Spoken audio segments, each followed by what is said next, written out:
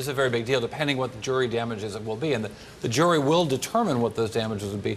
I thought it'd be useful just to sort of take a minute back. The iPhone hasn't been around for that long. If we look at what Apple's stock has done since the iPhone's introduction, of course, we see the dramatic impact of this business. But, you know, the stock only tells part of that story. That's a fantastic rise in this business, and things were already improving importantly. But, you know, back in 2006, before the iPhone was out, whoever even imagined an iPad, let alone the iPhone, let alone its amazing success, the iPod was a dominant rising business for Apple. But, you know, the Macintosh, the iPod, those were the big things for this company back in 2006.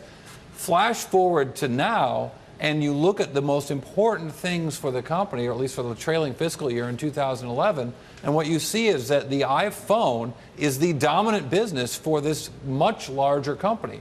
So not only is the company so much bigger, that the iPhone and the iPad have come to dominate the revenues for Apple. Everything else is being sort of dragged along and upwards thanks to the iPhone. And what's interesting also today, on the other side of the world, in South Korea, a court in Seoul ruled that both Apple and Samsung are both guilty of infringing and actually banned sales of certain products. None of the latest products, but the iPad 1 and 2, the iPhone 3GS, the iPhone 4, Samsung's Galaxy S2, Nexus smartphones, the Tab, and the Galaxy last year's model. So all of these products have been banned in South Korea as we wait for the jury to deliver the verdict here in California. Well, and what's interesting about that is some of those products are still on the market and are very important to Apple for two reasons. One, for example, the iPad 2. Gross margins, they still make that product. Gross margins are a lot higher on that product than when they first introduced it.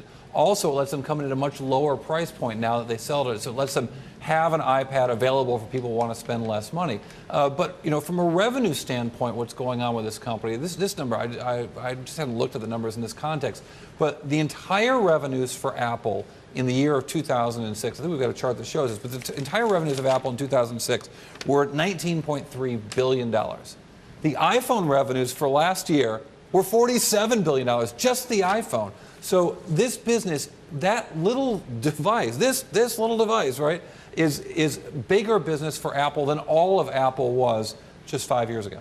And important to mention, this is exactly 1 year ago today Tim Cook took over as CEO of Apple. Yeah, shocking day for us, a big day for our broadcast, and Bloomberg West sort of validated what we're trying to do in this show, but it's big news that a lot of people care about.